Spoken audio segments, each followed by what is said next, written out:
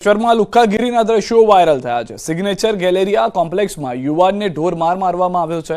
5 થી 6 શખ્સોએ પટ્ટા અને તમાચા માર્યા। શનિવારે રાત્રે ઘટના બની હતી। મારામારીનો વિડીયો વાયરલ થયો।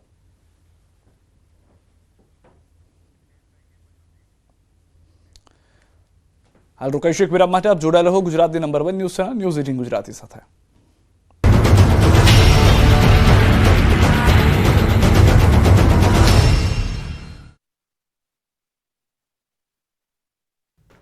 राज्य में स्थानिक स्वराजनी चूंटणी दरमियान अनेक मतदान मथकों पर ईवीएम खूटवा होવાની फरियाद मળી। चालू मतदान दरमियान मतदान मथकों पर ईवीएम में खामी सर्जाई, जेथी मतदान मथकों पर मतदारों कलाकों सुधी राह जोવાનો वारो આવ્યો। દ્વારકાથી લઈને જૂનાગઢ અને બિલીમોરાથી લઈને ગીર સોમનાથ સુધી ईवीएम ખૂટવાયાની ફરિયાદ મળી। વલસાડ જિલ્લાના ધરમપુર પાલિકામાં મતદાનમાં વિલંબ થયો, કેમ કે વોર્ડ નંબર 1 અને 4 માં ईवीएम મશીન ખોટકાયું। વોર્ડ નંબર 4 ના ईवीएम નું બટન કામ ન કરતા મતદાન અટવાઈ પડ્યું હતું। ટેકનિકલ એરર આવતા મતદાન અટક્યું હતું। મામલતદાર અને ચૂંટણી અધિકારીઓએ સ્થળ પર પહોંચી ટેકનિકલ એરરનું નિરાકરણ કર્યું। આ તરફ નવસારી અને બિલીમોરામાં પાલિકાની ચૂંટણીમાં ईवीएम મશીનમાં ક્ષતિ જોવા મળી। વોર્ડ નંબર 2 ના બૂથ પર 5 માં ईवीएम ગડબડીની ફરિયાદ। મતદાન ન થતું હોવાનો કોંગ્રેસે ઉમેદવારે આક્ષેપ કર્યો। કોંગ્રેસના ઉમેદવાર રામબાબુ શુક્લાનું બટન ईवीएमમાં ન દબાતાનો હોબાળો થયો। આ બાજુ સુરેન્દ્રનગરના થાનમાં પાલિકાની ચૂંટણીમાં ईवीएम ખોટકાયું। થાન પાલિકાની ચૂંટણીમાં વોર્ડ નંબર 6 માં ईवीएमમાં ખામી સર્જાતા મતદાન રોકવામાં આવ્યું। ईवीएम મશીન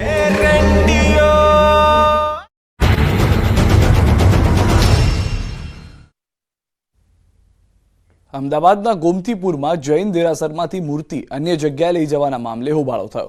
મહારાજ સાહેબ સહિત ભક્તો મૂર્તિ પરત લેવા ગયા, જ્યાં શિલજ ખાતે મૂર્તિ પરત લેવા જતા પોલીસે અટકાવ્યા। કોઈપણ પ્રકારના અનિચ્છનીય બનાવ ન બને તે માટે પોલીસ બંદોબસ્ત તૈનાત કરાયો। ચિંતામણી પાર્શ્વનાથ ભગવાન સહિત ભગવાનની મૂર્તિઓ મંજૂરી વગર લઈ ગયા હોવાનો ભક્તોનો આક્ષેપ છે। શિલજ ખાતે મૂર્તિ પરત લેવા જતા હોબાળો થયો।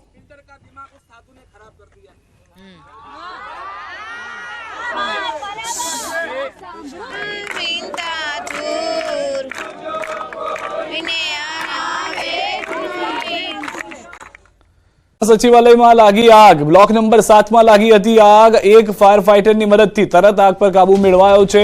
શોર્ટ સર્કિટના કારણે આગ લાગી હોવાનું પ્રાથમિક તારણ છે। બીજી વખત આ ઘટના બની છે કે જેમાં સચિવાલયમાં આગની ઘટના ઘટી છે। આની પહેલા પણ સચિવાલયમાં જ્યારે આગ લાગી હતી ત્યારે કેટલાક કાગળો બળી અને ખાક થઈ ગયા હતા। વધુ માહિતી ન્યૂઝ 18 સંવાદદાતા ગૌતમ પાસેથી મેળવીશું। ગૌતમ, કયા કારણોસર આગ લાગી, વધુ શું જાણકારી આગની ઉપર? ચોક્કસથી ગાંધીનગરના જૂના સચિવાલય જે છે તેમાં આગ લાગી હતી। બ્લોક નંબર 7 ના માં જે છે ત્યાં આગ લાગી હતી ને એક ફાયર ફાઇટરે તરત આગ ઉપર કાબુ મેળવ્યો છે। જોકે શોર્ટ સર્કિટ ના કારણે આગ લાગી હોવાની બાબતો જે છે તે સામે આવી રહી છે। અગાઉ પણ આ જ પ્રકારની ઘટના છે તે ઘટી હતી, પરંતુ સમય સૂચકતા વાપરવાના કારણે આગ જે છે તે ત્વરિત કાબુમાં લેવાઈ ચૂકી છે। જી ગૌતમ, આ પહેલા પણ એક વખત સચિવાલયમાં આગની ઘટના ઘટી ચૂકી છે। આ વખતે કયા વિસ્તારમાંથી? કારણ કે પાછલી વખત એવું થયું હતું કે કેટલાક કાગળિયા બળી ગયા હતા। આ વખતે નુકસાની લઈને કોઈનો અંદાજ?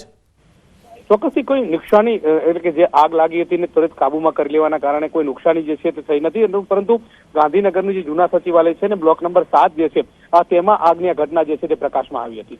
આભાર ગૌતમ, સમગ્ર માહિતી બદલ। શરૂ રોપવે પ્રોજેક્ટ ગિરનારને ફળ્યો છે। અત્યાર સુધીમાં 32 લાખ લોકો રોપવેથી ગિરનારની લઈ ચૂક્યા છે મુલાકાત। ગિરનારની મુલાકાતે આવતા સહેલાણીઓમાં સૌથી વધુ 40% લોકો મહારાષ્ટ્રના છે। અંબાજી મંદિર અને દત્તાત્રેય ભગવાનના મંદિરે દર્શનાર્થે સહેલાણીઓ આવે છે। ગુજરાત ઉપરાંત રાજસ્થાન, મહારાષ્ટ્ર સહિત અનેક રાજ્યોમાંથી પણ મુલાકાતીઓ આવી રહ્યા છે।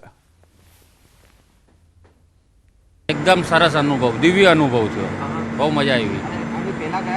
પહેલી વાર જ આવ્યા છે, કેમ કે રોપવે છે એટલે સરસ, एकदम एक्सीलेंट इंजीनियरिंग वर्क करेलू। दत्त महाराज का जो मंदिर है वो उसमें काफ़ी वो बिलीव रखते हैं और वो आते हैं, हर महीने आते हैं। कुछ लोग हर पूनम पे आने वाले लोग हैं, कुछ वहाँ से महाराष्ट्र से। तो अराउंड 40% के आसपास महाराष्ट्र से पब्लिक आती है। फिर उसके बाद जो राजस्थान से है सेकेंड नंबर वहाँ से आता है। તો ન્યૂઝ 18 ગુજરાતીની ટીમ પહોંચી છે ગિરનાર અને ગિરનારમાં રોપવેમાં અંબાજી મંદિર સુધી અમે જઈ રહ્યા છીએ। હું સીધા દ્રશ્ય આપને બતાવવાનો પ્રયાસ કરીશ કે રોપવે ગિરનારમાં આવ્યા બાદ જે સહેલાણીઓ જે જૂનાગઢ આવતા હતા, પ્રવાસીઓ જે જૂનાગઢ આવતા હતા ને તેની સંખ્યામાં વધારો નોંધાયો છે। અત્યાર સુધીમાં રોપવેથી 32 લાખ જે છે શ્રદ્ધાળુઓ જે છે તે આ ગિરનારની મુલાકાત લઈ ચૂક્યા છે। પહેલાં જ્યારે રોપવે ન હતો ત્યારે ખૂબ જ જૂજ સંખ્યામાં સહેલાણીઓ જે છે તે આવતા હતા અને ઉપર જે અંબાજી મંદિર છે કે દત્ત મંદિર સુધી જતા હતા, પરંતુ હવે રોપવે આવ્યા બાદ આ સહેલાણીઓની સંખ્યામાં વધારો થયો છે અને રેકોર્ડ બ્રેક વધારો થયો છે. રોપવે આવ્યા બાદ વધુ ને વધુ શ્રદ્ધાળુઓ છે, સહેલાણીઓ છે કે જે ગિરનારની મુલાકાત માટે આવી રહ્યા છે. એક અંદાજ મુજબ જ્યારે રશ હોય ત્યારે 1 કલાકમાં 1000 જેટલા સહેલાણીઓ જે છે તે આ રોપવે મારફતે જે છે તે ઉપર અંબાજી મંદિર સુધી જતા હોય છે. દિવાળી હોય, ક્રિસમસ હોય કે નવરાત્રિ હોય કે તેવા અલગ અલગ તહેવારો જે છે તે તહેવારોમાં રોપવેમાં જે છે તે મુલાકાત માટે મુલાકાતીઓ આવી રહ્યા છે અને ધીરે ધીરે રોપવે બાદ આજે જૂનાગઢમાં અને ખાસ કરીને ગિરનારની મુલાકાતમાં સહેલાણીઓની સંખ્યામાં વધારો નોંધાઈ રહ્યો છે. કેમેરામેન હરીશ શર્મા સાથે Sanjay Tank, news 18 Gujarati, Junagadh. Petrol pump પર પોલીસ કર્મી અને માલિક વચ્ચે માથાકૂટ થઈ. પોલીસ કર્મી સાઉથ બોપલમાં આવેલા પેટ્રોલ પંપ પર ડીઝલ પુરાવા જતા હતા. પેટ્રોલ પંપ પાસે વારંવાર ગાડીમાં પંચર પડતું હતું. પોલીસ કર્મીને શંકા જતા તેને પેટ્રોલ પંપ માલિકને રજૂઆત કરવા ગયો. પેટ્રોલ પંપ માલિકે પોતાની ઓળખ નિવૃત્ત ડીવાયએસપી જગદીશસિંહ ચુડાસમા તરીકે આપી હતી. બંને પક્ષો વચ્ચે ઉગ્ર બોલાચાલી થઈ હતી. સમગ્ર મામલો હાલ બોપલ પોલીસ મથકે પહોંચ્યો. પાલનપુરના તાજપુરામાં આવેલી પ્રયાગરાજ સોસાયટીમાં બાઇકની ચોરીનો બનાવ સીસીટીવીમાં કેદ થયો છે. ઘર આગળ પાર્ક કરેલી બાઇકની ચોરી કરી અજાણ્યો ઇસમ ફરાર થતો સીસીટીવીમાં કેદ થયો છે.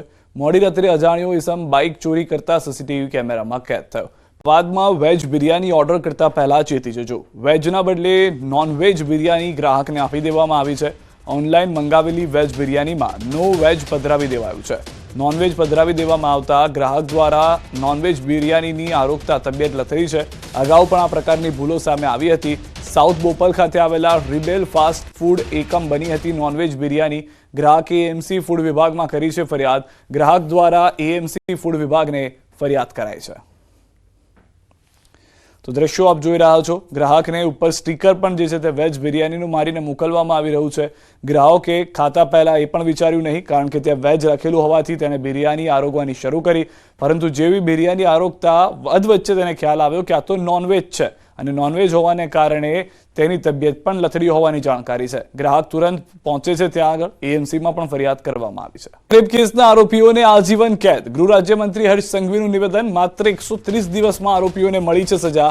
પોલીસ અને કોર્ટનો આભાર. સંઘવીએ કહ્યું કે આરોપીઓને અંતિમ શ્વાસ સુધીની સજા મળી છે. માત્ર 130 દિવસમાં કોર્ટની અંદર કેસ ચાલીને આજે આ 3 આરોપીને અંતિમ શ્વાસ સુધીની સજા અપાવવામાં સુરત જિલ્લા પોલીસ અને પોક્સો કોર્ટને આ બદલ હું આભાર બી માનું છું. માફિયાઓનું સૌથી મોટું પાપ. મહિલાઓની સોનોગ્રાફી સમયના સીસીટીવી. યુટ્યુબ, ટેલિગ્રામ પર વિડીયો કર્યા અપલોડ. સાયબર માફિયાઓએ તસવીરો કરી અપલોડ. કેટલાક અપલોડેડ વિડીયોમાં ગુજરાતીમાં સંવાદ. વાયરલ વિડીયો ક્યાંનો તે તપાસનો વિષય. વિડીયો મૂકી રૂપિયા કમાવાનું કૌભાંડ. મેમ્બરશીપ આપી વિડીયો બતાવવાનું કારસ્તાન. સમગ્ર મામલાની સાયબર ક્રાઇમે શરૂ કરી છે તપાસ. સમગ્ર મામલે સાયબર ક્રાઇમે મોટો ખુલાસો પણ કર્યો છે. યુટ્યુબ અને ટેલિગ્રામ ચેનલના ક્રિએટર વિરુદ્ધ સાયબર ક્રાઇમે તપાસ શરૂ કરી છે. ગુજરાતી ભાષામાં સંવાદ છે એ અંગે તપાસ કરવામાં આવશે. વિડીયો ક્યાંનો અને કઈ હોસ્પિટલનો છે તે અંગે સાયબર ક્રાઇમ તપાસ કરી રહી છે. ટેલિગ્રામ ગ્રુપમાં કોઈ ગુજરાતીમાં સંવાદ નથી. ગ્રુપમાં સાઉથ ઇન્ડિયા સહિત અન્ય રાજ્યના લોકો જોડાયેલા છે. યુટ્યુબ પર અપલોડ થયેલા વિડીયોમાં ગુજરાતીમાં સંવાદ છે, જે અંગે ક્રાઇમ બ્રાન્ચ તપાસ કરશે. આ બંને આ જે યુટ્યુબ ચેનલ છે અને એ ટેલિગ્રામ ચેનલ છે, એ બંનેના જે ક્રિએટર છે એમની વિરુદ્ધમાં તપાસ ચાલુ કરી છે. પ્રાઇમા ફેસી અત્યારે એ ખબર પડે છે કે જે વિડીયો છે એમાં જે કોન્વર્ઝેશનમાં ગુજરાતી લેંગ્વેજનો ઉપયોગ થઈ રહ્યો છે, પણ કઈ હોસ્પિટલનો વિડીયો છે એ હજુ સુધી અમારા ધ્યાને નથી. એ બાબતની અમે આગળ તપાસ કરી રહ્યા છીએ. ગ્રુપમાં કોઈ ગુજરાતીમાં સંવાદ નથી મળેલો. જે ટેલિગ્રામનો યુટ્યુબમાં જે વિડીયો પોસ્ટ કરેલો છે એમાં જે પેશન્ટ છે અને જે નર્સ હોય છે એમને જે બે કોન્વર્ઝેશન છે એ ગુજરાતીમાં છે. આ જે ગ્રુપ છે ટેલિગ્રામનું, એમાં સાઉથ ઇન્ડિયાના બી અમુક વિડીયો હોવાનું ક્લેમ કરે છે. વિડીયો એમાં કોઈ અત્યાર સુધીમાં વિડીયોમાં લિંક નથી આવી, ખાલી સ્નેપશોટ મૂકેલા છે. તો સાયબર માફિયાઓ કોણ છે, કોણ આ વિડીયો લાવતું હતું, કેટલા લોકો આમાં સંડોવાયેલા છે, તમામ મુદ્દે તપાસ થઈ રહી છે. જે ગ્રુપના લોકો છે તેમાંથી કેટલાક ટેલિગ્રામની અંદર જે ગ્રુપના લોકો છે તે સાઉથ ઇન્ડિયન હોવાની જાણકારી છે. જે ભાષાનો ઉપયોગ થઈ રહ્યો છે તેમાં સાથે જે સંવાદ જોવા મળી રહ્યો છે વિડીયોની અંદર, તે જે યુટ્યુબમાં વિડીયો અપલોડ કરવામાં આવ્યો છે, તે યુટ્યુબમાં વિડીયો જે અપલોડ કરવામાં આવ્યો તેમાં ગુજરાતીમાં સંવાદ જોવા મળી રહ્યો છે.